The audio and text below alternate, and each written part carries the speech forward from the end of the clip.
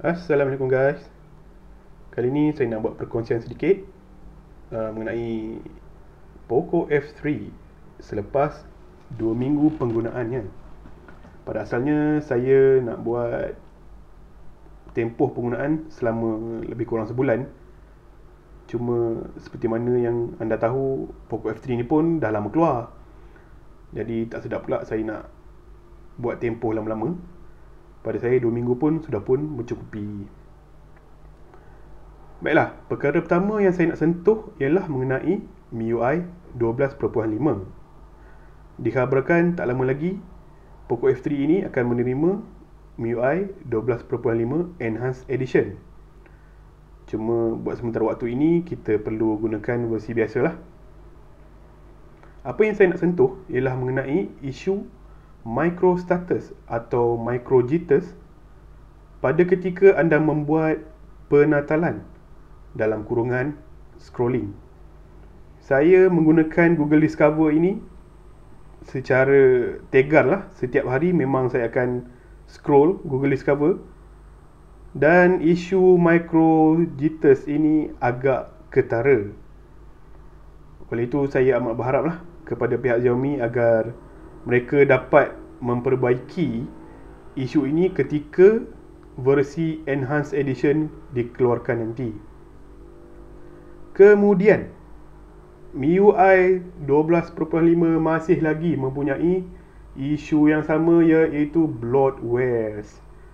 Bloatwares amat banyak ya guys, amat banyak. Kalau anda nak lihat senarai nama bloatwares secara GUI atau ada paparan antara muka, anda boleh gunakan aplikasi Xiaomi ADB Fastboot Tools. Saya akan letakkan link di dalam description untuk sesiapa yang nak tengok. Aplikasi ini akan membantu anda untuk menyenaraikan nama-nama bloatwares yang terdapat dalam peranti anda, khusus untuk Xiaomi sajalah. Dengan bantuan ADB, anda dapat menyahpasang aplikasi bloatwares yang anda tidak mahu. Saya melihat beberapa senarai nama aplikasi daripada Google yang turut diletakkan dalam kategori bloatwares. Ini merupakan antara nama-nama aplikasi Google yang saya tidak nyahpasang lah.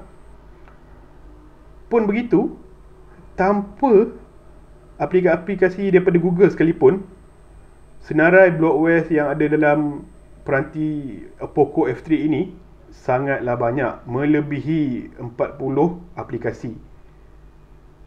Anda boleh fikir sendirilah. Itu tidak termasuk dengan aplikasi-aplikasi bloatwares yang boleh dinyahpasang secara terus tanpa bantuan ADB. Seterusnya, kita beralih pula kepada pembesar suara dual stereo yang berada di atas dan di bawah.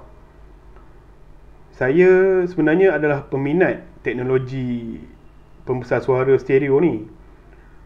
Tinggal lagi, saya amat berharap semoga suatu hari nanti kita akan menerima teknologi yang mampu menghalakan pembesar suara tersebut kedua-duanya ke hadapan, seperti mana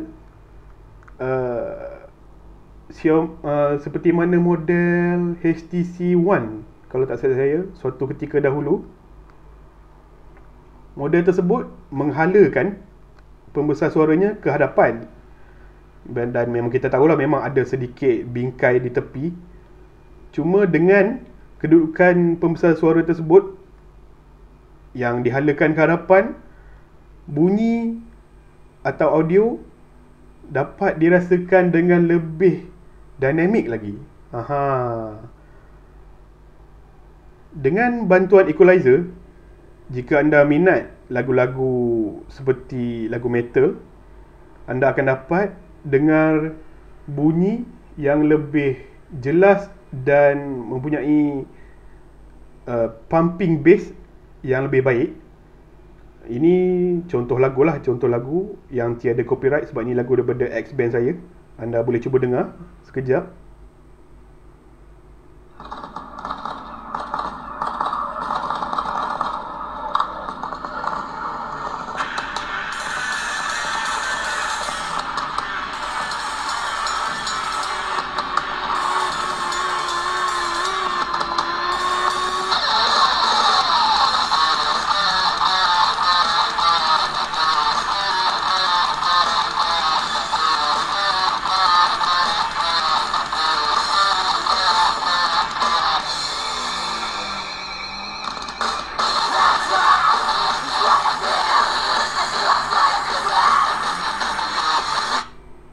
Cukuplah sampai setakat itu sahaja. Anda boleh dengar, tak payah dengarlah panjang-panjang. Sekurang-kurangnya anda dapat mendengar sedikit bagaimana kualiti bunyi yang dihasilkan oleh pembesar suaranya. Baiklah, kita tahu Poco F3 ini ialah kategori peranti yang menawarkan beberapa ciri premium seperti prestasi yang baik dengan Snapdragon 870 dengan harga marahain dengan harga marahain. Bagaimana Xiaomi dapat menawarkan harga tersebut tanpa ada kompromi? Jawapannya tidak mungkin. Di manakah kompromi tersebut? Baiklah, kekurangan yang nyata dan dapat kita lihat pada peranti ini ialah pada kameranya. Seperti yang saya nyatakan sebelum ini, kamera ini menggunakan sensor 2 tahun lepas yang pernah diaplikasikan pada model Mi 90, iaitu Sony IMX582. Satu-satunya kekurangan pada sensor ini ialah ia tidak mempunyai rakaman 4K 60fps. Dan yang saya pernah cakap sebelum ni, saya lebih menggemari rakaman 4K 60fps walaupun tanpa penstabilan. Saya masih lagi dapat menggunakan gimbal. Dari segi gambar-gambar yang dihasilkan, bolehlah dikatakan agak memuaskan. Dynamic range agak bagus. Dan dari segi clarity atau details agak baik. Tapi saya rasa dengan hanya bercakap, ianya tidak mampu untuk menunjuk kepada anda bagaimanakah hasilnya. Oleh itu, tanpa melengahkan masa lagi, apa kata kita lihat beberapa keping gambar dan video yang saya ambil menggunakan Poco F3 ini. Let's roll the camera.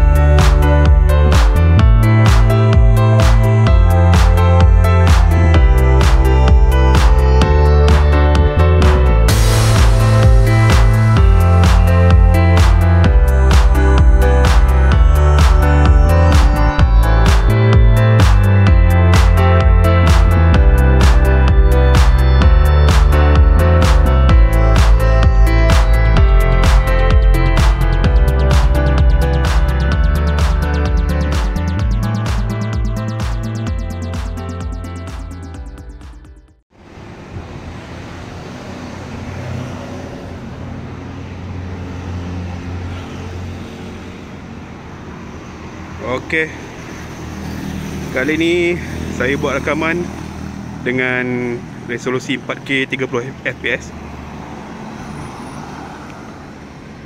Rakaman dibuat secara automatik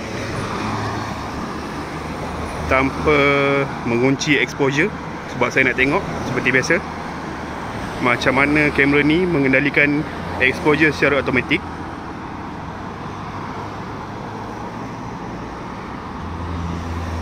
Pilihan yang ada hanyalah 4K 30 fps saja, tiada 60 fps.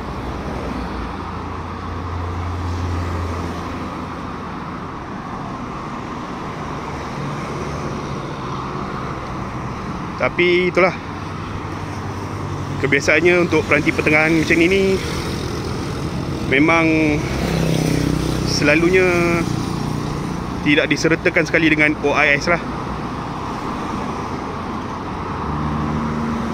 Kalau nak OIS, kenalah beli yang mahal sikit.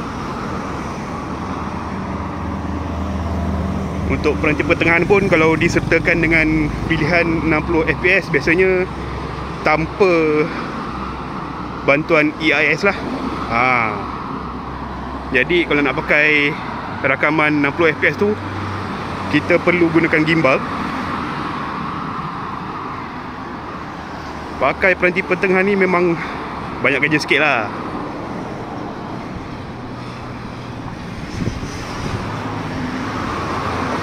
Bukan saya nak kata bila pakai peranti mercu atau perdana ni kita dah tak perlukan gimbal, bukan.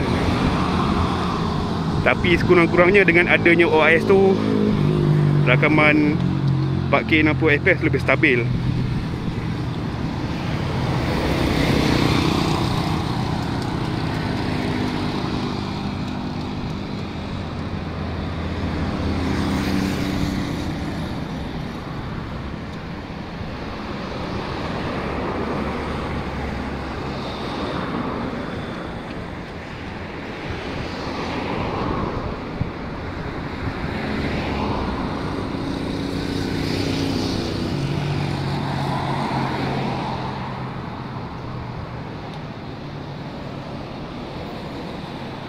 Cuma untuk peranti Xiaomi, saya dah tak beberapa nak bimbang sangat dengan kualiti rakaman dan kestabilannya. Sebab biasanya kualiti okey, seperti mana yang anda boleh lihat lah dalam video ni.